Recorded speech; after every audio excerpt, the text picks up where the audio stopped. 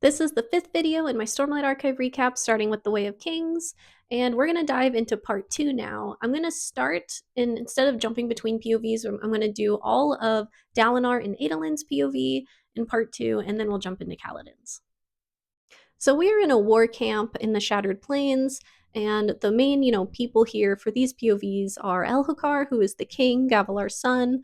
Gavilar's daughter, Yasna, as we know, is with Shallan, not over here. And then Dalinar, Sadeas, and other high princes, run their own war camps in this area.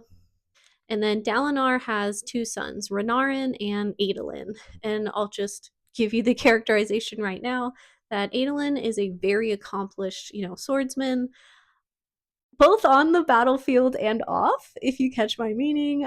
He's a bit of a player, and like every other chapter, he's courting some other girl. His brother Renarin apparently has like a blood weakness, is what it's called, and so he can't physically fight, but he does seem to be very smart, but he is socially awkward. And some details I think are important to note so far as who has shard plate and shard blades. The king, Dalinar, and Adolin have shard plate and a shard blade. Sadeas only has shard plate. He does really want a shard blade. And there is drama, backstory, and some bad blood between Dalinar and Sadeas. Adolin really doesn't like Sadeas. He thinks he's going to stab his father in the back, but Dalinar still trusts him. So action-wise, part 2 opens up with us being on a chasm fiend hunt. Now, I can't not picture chasm fiends as like a giant hermit crab, but apparently there's a really scary-looking gigantic crustacean. And they are in the Shattered Plains, and you have, people looking out for them and where they're going to stop and pupate, or which ones, they're in a good position to hunt down and kill so that they can harvest the gem heart that's inside of them. So that's what they're out to do, and Elhokar wants to be the one to harvest it. So they're planning on getting to this chasm fiend, pelting it with a bunch of arrows, and then extracting the heart. As Adolin puts it, it's kind of just like a butchering. It's not really a hunt, but that's what we're doing. It's also fun to point out that we see Wit is there, who is like the king's wit, there to kind of be like a jester, but also be the person to duel out insults that are below the king. But we know that Wit is Hoyd, and that is who those people in the interlude were looking for. So he's there in the Shattered Plains. So on the way to this hunt, we also learn more about the characters currently. So Elhokar is very paranoid about assassins and people out to get him, which you can't really blame him for with how his father died, but it just presents itself in interesting ways where he's not necessarily afraid to like do dangerous things and put his life on the line, but he's just constantly looking over his shoulder. And then Dalinar, who used to be like revered and feared as a fearsome warrior named called the Blackthorn, is now, not exercising his strength or flaunting it or going for these gem heart raids when he could be, because he's more focused on like trying to unite the forces and, learn what his brother's last words really meant. So he's deep into having the Way of Kings read to him and following these codes. And this does, you can feel it and you see it with how the characters speak to each other, that people are seeing Dalinar as being weak, which is a problem in the society and definitely causes tension between Dalinar and his sons. Adolin does get to see this side of his father, though, because this hunt does not go according to plan.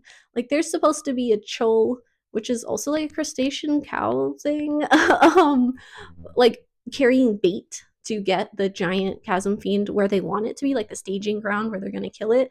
And they look over and they're like, isn't that chol supposed to be pulling bait? And then, here's the cue for the giant monster to show up where it's not supposed to be, kill a bunch of people.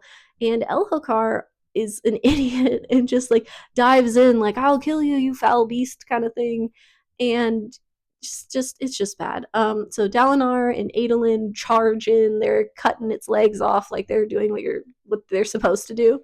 Long story short, the chasm fiend almost smashes Elhokar with a claw, but Dalinar catches it with his shard, plate, and like, saves Elhokar's life and looks like a total badass doing it. And part of the reason Elhokar was in that position in the first place is that he fell off of his horse because the saddle strap snapped. And of course, in Elhokar's, mind, like his paranoia, somebody cut that strap and tried to kill him. So now Dalinar and by extension Adolin are charged with investigating how this strap broke. And by all accounts, they actually, they talk to leather workers and they see that it does appear to have been cut somehow, but the leather workers think it's just like the strap wearing because of improper, storage of the saddle. But Elhokar is very adamant that somebody did cut it, somebody's trying to kill him. Now, we learned another reason why there's like gossip and doubt about Dalinar in the war camps is because when a high storm hits, apparently he has these fits where he's thrashing and yelling, and it turns out he's having visions that he is being inserted into that feel very real to him, but obviously nobody else is going to think they're real. Even Adolin, he goes to talk to an Ardent about his father, and he essentially tells Adolin that these can't be real visions. Like, people in the past tried to say that they were having visions from the Almighty and it was just a fabrication.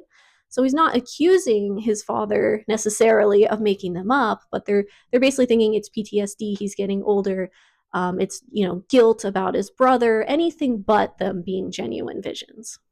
Now, against Adolin's insistence, Dalinar does talk to Elhokar, and he tries to essentially say, let's, abandon the Vengeance Pact, stop with this war, and go back to our homeland, because their homeland is getting destabilized by 6 years of war.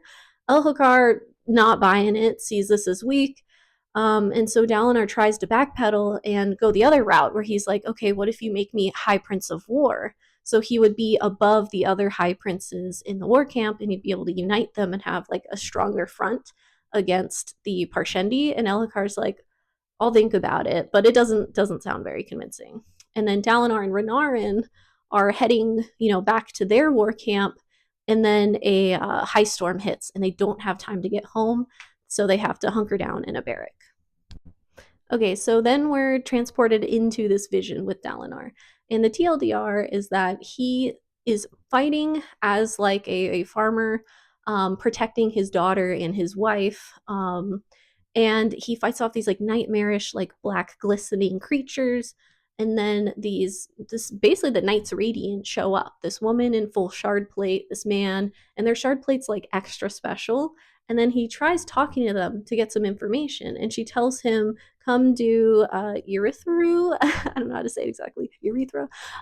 That's where, the fighting hub is. And then he asks, what year is it? And it's the Natin 8th Epoch 337, whatever that means, a long time ago. And then some more bits of lore we learned from the vision. He confirms that the Knights Radiant does fight for all people. They say they fight for no kings and all kings, and that where they live is Alethala, which is like the precursor for Alethkar, where the nation that they are now. And then she mentioned something about fighting the 10 deaths and how he can get training to know how to, do this. And he's told that these creatures he fought are called Midnight Essence, and they don't know exactly who released it this time. But apparently someone is saying that the desolation is close. And then Dalinar hears this voice through the farmer's like wife, but it's this voice I guess he always hears, and I don't know if he's assuming this is the Almighty or what, but he asks him like, stop giving me this vague bullshit and tell me what's going on. He's gonna try, but he can't really tell him much. But the one concrete thing is he asks if he should trust Sadeas, and the voice tells him yes, he can't let strife consume him. He has to be strong, act with honor, and honor will aid you. And then next we see Dalinar, we're at the king's like feast. And we see Wit insulting people as usual, and this one was particularly funny to me. He says, Bright Lord Kaladar, how good it is to see you. Your face reminds me of someone dear to me. He says, really? And Wit goes, yeah, my horse. And then for the tea drinkers out there, Navani shows up, who is Gavilar's widow. And Dalinar's totally into her. Like, he wants his brother's widow bad, and she apparently wants him back. Like, she's flirting with him, and he's trying to resist. He's trying to call her big sister. She's not fooled, neither are we. We'll see what happens there. And then this feast ends with Sadeas becoming High Prince of Information, which is bad news for Dalinar because it pretty much means the king does not trust him to look into this saddle issue.